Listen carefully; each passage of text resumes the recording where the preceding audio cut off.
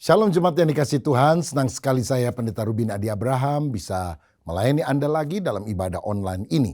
Hari ini saya akan menyampaikan firman dengan judul Nikmatilah Hidup yang Indah. 1 Petrus 3 ayat 8-12 berkata demikian. Dan akhirnya hendaklah kamu semua seia sekata, seperasaan, mengasihi saudara-saudara, penyayang dan rendah hati. Dan janganlah membalas kejahatan dengan kejahatan atau caci maki dengan caci maki, tetapi sebaliknya hendaklah kamu memberkati, karena untuk itulah kamu dipanggil, yaitu untuk memperoleh berkat. Sebab siapa yang mau mencintai hidup dan mau melihat hari-hari baik, ia harus menjaga lidahnya terhadap yang jahat dan bibirnya terhadap ucapan-ucapan yang menipu. Ia harus menjauhi yang jahat dan melakukan yang baik. Ia harus mencari perdamaian dan berusaha mendapatkannya. Sebab mata Tuhan tertuju kepada orang-orang benar dan telinganya kepada permohonan mereka yang minta tolong. Tetapi wajah Tuhan menentang orang-orang yang berbuat jahat. Saudara, saya percaya kita semua ingin menikmati hidup yang indah dan memiliki umur yang panjang dan berbahagia. Apa artinya kita punya umur panjang tapi bertengkar terus, ribut terus, banyak masalah di dalam kehidupan. Tetapi kalau kita bisa mengisi hari-hari kita dengan ucapan syukur, mengalami kebaikan dan berkat Tuhan, saya percaya itu sesuatu yang sangat kita rindukan. Saya percaya saudara juga ingin menikmati hidup yang baik, bukan? Nah, bagaimana caranya? Saya percaya ini bukan kebetulan, bukan permainan nasib. Tetapi kalau kita taat mengikuti arahan firman Tuhan. Nah, ada 3M yang saya mau bagikan supaya kita bisa menikmati hidup yang indah dari ayat yang telah kita baca tadi. Yang pertama, kita harus menjaga lidah. Ayat 10 tadi berkata, siapa yang mau mencintai hidup dan mau melihat hari-hari baik, ia harus menjaga lidahnya terhadap yang jahat dan bibirnya terhadap ucapan-ucapan yang menipu. Tahu ke saudara, ada banyak masalah yang seringkali timbul karena kata-kata kita yang sembrono.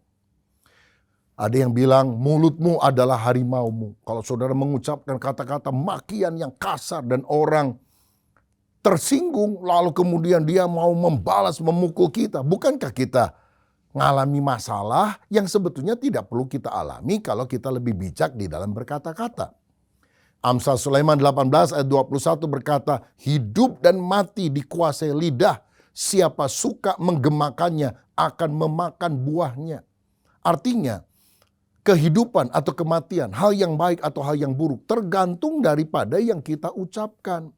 Makanya kita akan memakan buah dari apa yang kita ucapkan. Kalau perkataan kita baik-baik, tentu hal yang baik yang kita akan terima. Tapi sebaliknya, kalau makian, kata-kata pedas, maka respon yang negatif juga kita akan alami dalam kehidupan. Amsal 21 ayat 23 berkata, siapa memelihara mulutnya dan lidahnya, memelihara diri daripada kesukaran. Kalau kita nggak mau punya banyak masalah, ayo jaga lidah kita. Kata-kata kita lah yang menjadikan kita hidup atau mati. Menjadikan kita sehat atau sakit, sukses atau hancur. Bahkan kata-kata kita bisa membentuk watak dan hari depan kita.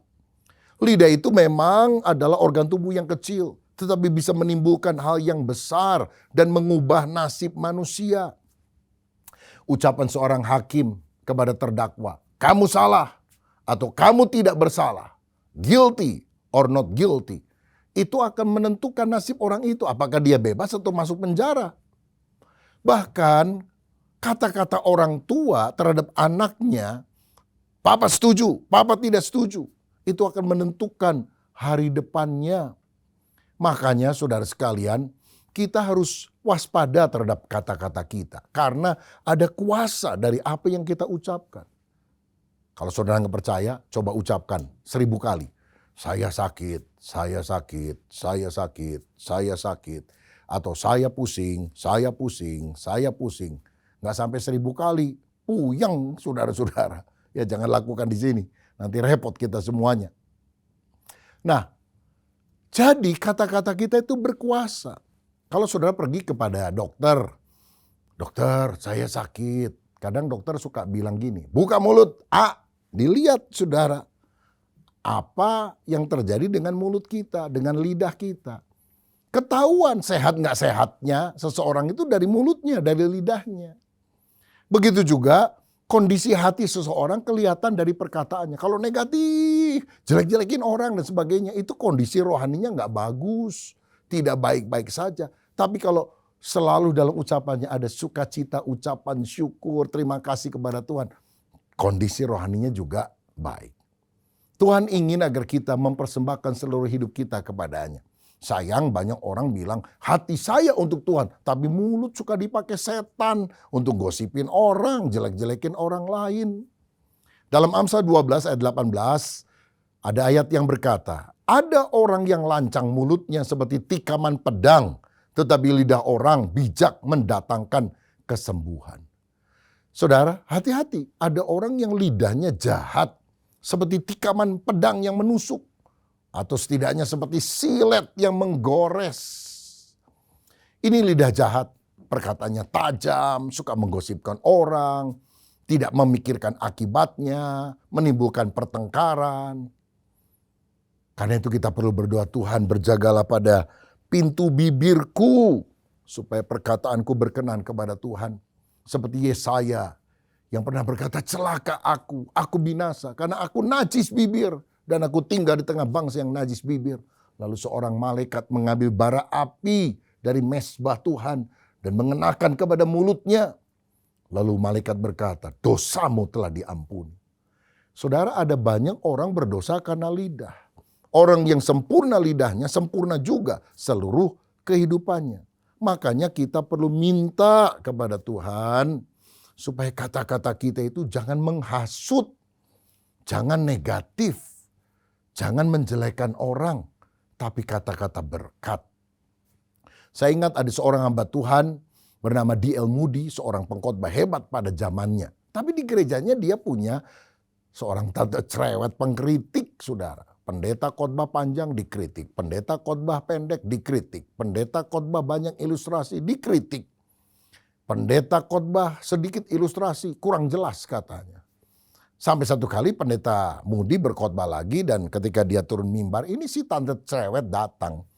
Dan dia bilang, Pak Pendeta, saya lihat hari ini Bapak Pendeta terlalu panjang. Bolehkah saya pinjam gunting? Karena saya mau gunting Bapak punya. Oh, apanya Bu yang terlalu panjang? Dasi Bapak terlalu panjang. Bapak pakai dasi sampai ke bawah begini. Saya mau gunting. Kesel juga ini pendeta D.L. Moody. Lalu dia bilang, oh silakan Bu, kebetulan di sini ada gunting. Tapi gantian ya, setelah ibu menggunting dasi saya juga gunting ibu punya. Oh, apanya yang terlalu panjang Pak Pendeta? Rambut saya? Bukan.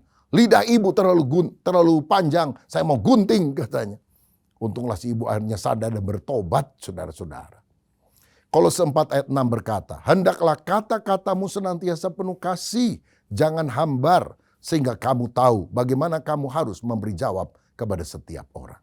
Kalau saudara ingin menikmati hidup, memiliki masa depan yang cerah, jaga kata-kata kita supaya selalu membangun dan menjadi berkat. Haleluya. Yang kedua, kalau kita ingin menikmati hidup yang indah, maka kita harus membenci kejahatan dan berbuat kebaikan. Ayat 11 tadi berkata, ia harus menjauhi yang jahat dan melakukan yang baik. Menjauhi kejahatan. Amsal 8 ayat 3 berkata, takut akan Tuhan ialah membenci kejahatan. Saudara, mungkin saudara berusaha untuk tidak melakukan kejahatan. Tapi Alkitab bilang bahwa orang yang benar-benar takut akan Tuhan benci kepada kejahatan. Bukan saja tidak mau melakukan, tapi benci kepada kejahatan. Jangan melanggar larangan Tuhan. Jangan bilang ya kalau Tuhan bilang tidak. Jangan bilang tidak bila Tuhan bilang ya. Jika ya, katakan ya. Jika tidak, katakan tidak. Sebab lebih daripada itu berasal dari si jahat. Nah, dalam Mazmur 1 ayat 1-3, pemazmur pernah berkata, berbahagialah orang yang tidak berjalan menurut nasihat orang fasik, yang tidak berdiri di jalan orang berdosa, dan yang tidak duduk dalam kumpulan pencemooh. Artinya apa? Jauhkan diri kita dari orang-orang jahat, dari perkara-perkara yang jahat. Sebaliknya, kejarlah kebaikan. Ayat 2, tetapi yang kesukaannya ialah Torah Tuhan. dan merenungkan Taurat itu siang dan malam. Ia seperti pohon yang ditanam di tepi aliran air, yang menghasilkan buahnya pada musimnya, dan yang tidak layu daunnya. Apa saja yang diperbuatnya berhasil. Saudara, kalau kita menjauhi yang jahat, melakukan yang baik, Tuhan menjanjikan kebahagiaan, keberhasilan menjadi bagian kita. Nah, perbuatan baik itu adalah sesuatu yang harus secara aktif kita lakukan. Bukan sekedar hatinya baik, tapi pasif, tidak melakukan apa-apa. Kalau saudara lihat ada orang kelaparan dan saudara bilang, aduh kasihan ya, tapi saudara tidak melakukan apa-apa. Apakah saudara orang baik? Padahal engkau mampu memberikan uangmu, mampu memberikan makanan kepada mereka. Kebaikan itu bukan pasif tetapi aktif. Yakobus 4 ayat 17 berkata, jadi jika seorang tahu bagaimana ia harus berbuat baik, tetapi ia tidak melakukannya, ia berdosa. Kalau saudara tahu berdoa itu baik, tapi saudara tidak suka berdoa, engkau berdosa. Kalau saudara tahu menolong orang lain itu baik, tapi saudara tidak mau menolong orang lain, saudara berdosa. Alkitab berbicara tentang ada seorang hamba yang dapat 5 talenta, 2 talenta, 1 talenta.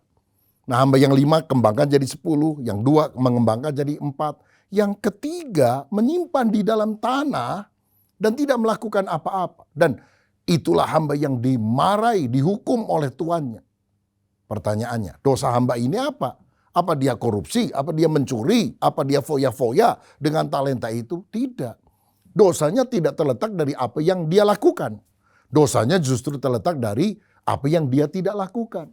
Dosanya adalah nggak ngapa-ngapain. Saudara tahu nggak ngapa-ngapain bagi Tuhan, itu dosa loh saudara.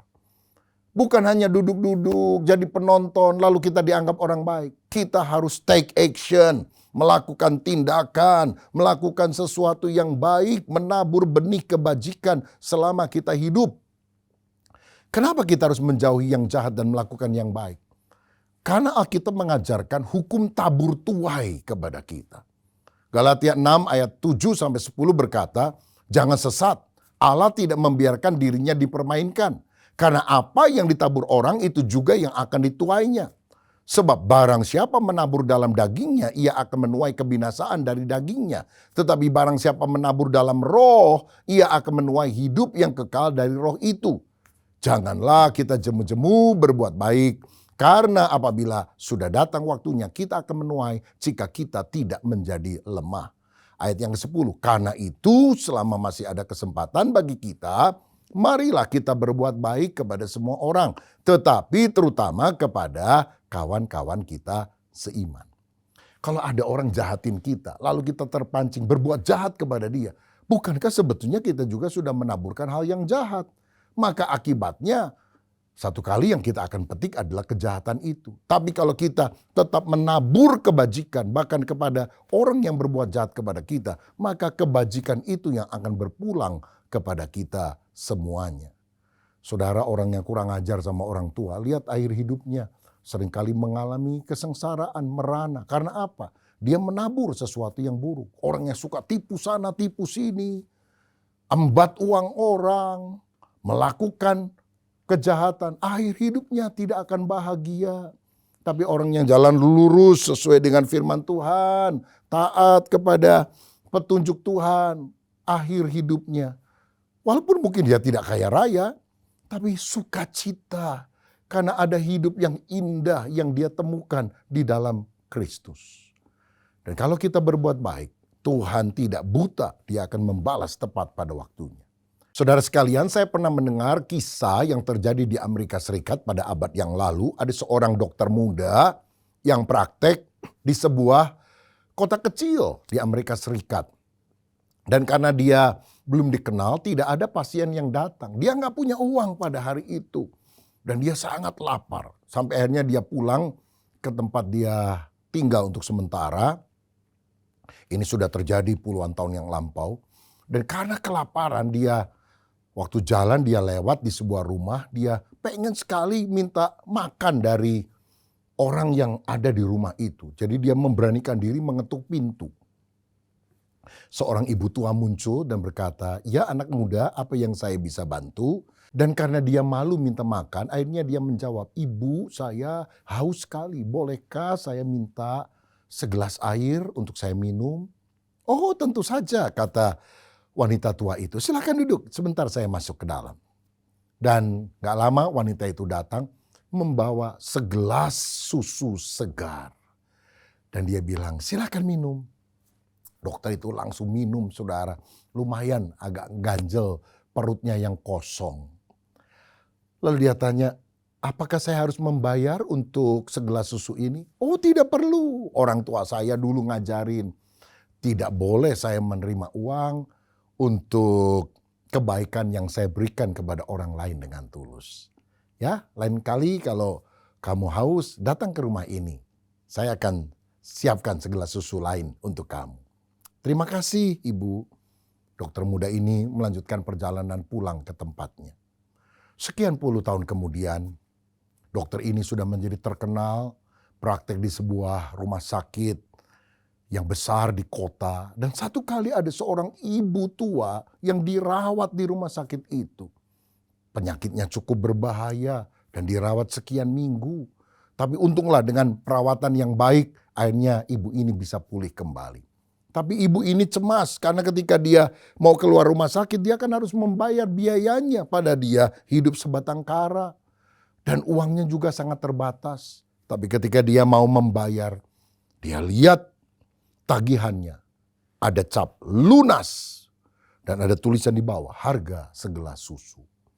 Ternyata tanpa dia tahu, dokter muda yang dulu pernah dia tolong itu telah menjadi seorang dokter yang ahli. Dan dokter ini masih ingat wajah ibu tersebut, walaupun ibu itu sudah melupakannya. Dan sebagai balas jasa, dokter ini kemudian membebaskan ibu ini dari segala biaya yang ada. Dan dia yang menutup semua keperluan yang ada. Saudara, saya percaya hanya Tuhan yang bisa menggerakkan hati dokter ini sehingga dia melakukan sesuatu yang terbaik bagi orang yang telah menabur kebajikan. Karena itu jauhi kejahatan, lakukan perbuatan baik. Karena ayat 12 tadi berkata, sebab mata Tuhan tertuju kepada orang-orang benar dan telinganya kepada permohonan mereka yang minta tolong. Tetapi wajah Tuhan menentang orang-orang yang berbuat jahat.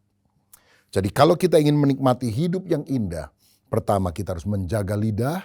Yang kedua kita harus menjauhi kejahatan, sebaliknya melakukan kebaikan. Dan yang ketiga kita harus memilih hidup dalam perdamaian.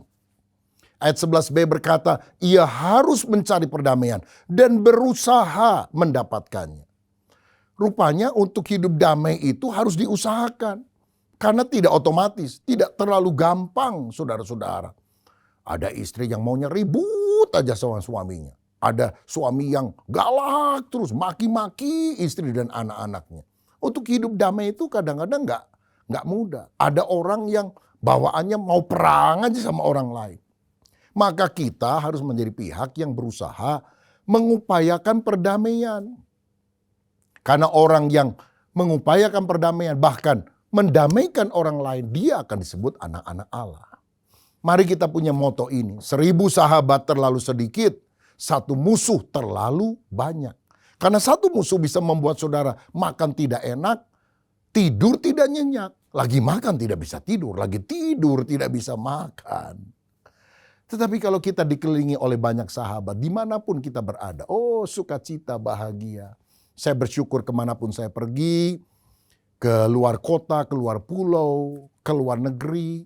Banyak teman-teman menyambut, menjemput, ngajak makan, mengantarkan ke tempat-tempat yang indah dan baik. Dan mereka adalah orang-orang yang luar biasa, berhati mulia. Dan saya serta saudara pun juga harus belajar menjadi sahabat-sahabat seperti itu tentunya. Nah, bagaimana supaya kita memilih untuk hidup di dalam pengampunan? Kuncinya hiduplah di dalam kasih. Sebab kalau orang yang mengasihi dia bisa mengampuni. Tapi orang yang membenci sulit untuk bisa mengampuni. Nah, kasih itu harus dinyatakan kepada siapa? Ayat 8 tadi berkata bahwa kita harus mengasihi saudara-saudara seiman. Dan akhirnya hendaklah kamu semua seia sekata, seperasaan, mengasihi saudara-saudara, penyayang dan rendah hati. Seia sekata artinya satu pikiran. Ada pikiran yang disamakan. Suami sama istri pasti mikirnya beda. Tapi kalau dikomunikasikan dengan baik, maka keduanya akan menyetujui dan punya satu pikiran. Kesatuan itu memang bukan keseragaman, tetapi kesatuan artinya bisa bekerja sama di tengah keanekaragaman. Walaupun kita berbeda, melalui komunikasi kita bisa saling melengkapi. Bersanding dan bukan bertanding satu dengan yang lain. Selanjutnya dengan saudara seiman kita juga harus seperasaan. Artinya bisa merasa apa yang dirasakan oleh orang lain. Punya simpati, punya empati bahkan. Kalau saya di posisi dia dan diperlakukan seperti itu, gimana ya rasanya? Enak atau enggak enak? Saudara, kita menempatkan diri kita pada posisi orang lain. Sehingga kita menjadi orang yang bisa mawas diri, menjaga perasaan, tidak menyakiti orang lain. Roma 12 ayat 15 berkata, bersukacitalah dengan orang yang bersukacita dan menangislah dengan orang yang menangis. Kalau orang senang kita mesti senang juga. Kalau orang susah kita mesti susah juga. Masalahnya sekarang ini banyak orang senang lihat orang susah, tapi susah lihat orang senang. Wah, ini bahaya saudara. Kita nggak punya simpati, empati kepada orang lain. Kepada saudara seiman Tuhan mengajarkan untuk kita seperasaan. Lalu dikatakan penyayang dan rendah hati, saling mengasihi. Jangan sombong, merasa diri lebih utama dari orang lain. Tapi menganggap orang lain lebih utama daripada kita. Sehingga kita belajar mendahulukan orang lain. Dan mendengarkan masukan-masukan dari mereka. Tetapi selain mengasihi saudara seiman, ayat 9 lebih jauh berkata kita juga harus mengasihi musuh kita. Ayat 9 tadi berkata, dan janganlah membalas kejahatan dengan kejahatan atau caci maki dengan caci maki. Tetapi sebaliknya, hendaklah kamu memberkati karena untuk itulah kamu dipanggil, yaitu untuk memperoleh berkat. Tuhan ingin agar kita balas yang jahat dengan yang baik. Supaya akhirnya kebaikan itu yang datang dalam hidup kita. Inilah yang Yesus sampaikan ketika dia menyampaikan khotbah di bukit pada awal pengajarannya. Matius 5 ayat 43-44. Kamu telah mendengar firman, kasihlah sesamamu manusia dan bencilah musuhmu. Tetapi aku berkata kepadamu, kasihilah musuhmu dan berdoalah bagi mereka yang menganiaya kamu. Jadi Tuhan bilang, kamu gak boleh hanya mengasihi orang yang mengasihi kamu. Tapi kamu juga harus mengasihi orang yang membenci kamu, musuh kamu. Itu kamu harus kasihi. Lah ini kan pengajaran aneh ya. Orang yang dikasih itu kan bukan musuh. Jadi sahabat. Kalau saya mengasihi musuh saya kan saya menjadikan dia sahabat saya. Tapi itu yang Tuhan ajarkan. Karena di ayat 38 dan 39 juga dicatat. Kamu telah mendengar firman. Mata ganti mata, gigi ganti gigi. Tapi aku berkata kepadamu, janganlah kamu melawan orang yang berbuat jahat kepadamu. Melainkan siapapun yang menampar pipi kananmu, berilah juga kepadanya pipi kirimu. Saudara-saudara, apa jadinya dunia ini? Kalau mata ganti mata, gigi ganti gigi. Dunia ini menjadi dunia yang buta dan ompong. Karena mata ganti mata kan jadi buta. Gigi ganti gigi jadi ompong semuanya. Tapi Yesus berkata, kalau orang berbuat jahat jangan balas. Tetapi balasnya itu justru dengan kebaikan. Saudara-saudara, Tuhan mau kita hidup di dalam kasih dan pengampunan. Orang yang gak bisa ngampuni orang lain itu gelisah hidupnya. Marah, angkara, murka ada dalam dirinya. Gak akan sejahtera, tidak akan menikmati hidup. Seperti lebah, kalau menggigit saudara, hidung saudara bisa bengkak. Tapi lebah setelah menggigit orang, dia akan mati. Begitu juga kalau kita melampiaskan dendam amarah. Kerohanian kita akan kering, kerohanian kita akan mati, saudara-saudara.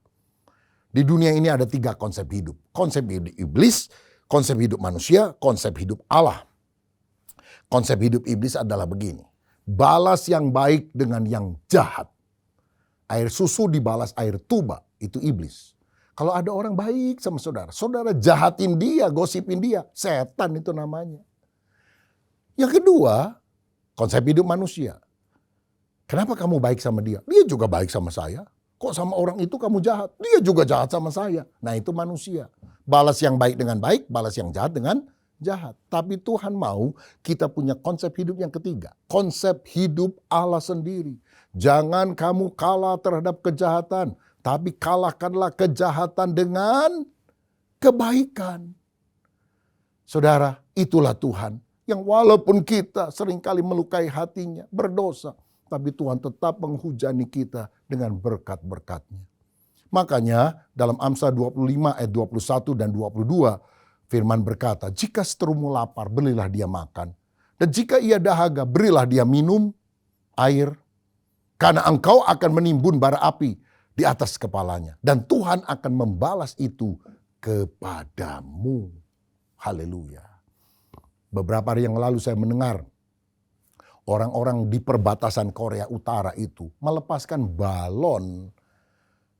Dan balon itu terbang ke arah Korea Selatan. Isinya apa? Kotoran. Kotoran binatang, kotoran manusia. Pokoknya yang jorok-jorok, sampah saudara dimasukkan ke sana. Dan ketika orang-orang di Korea Selatan melihat hal itu, mereka juga kesel, marah.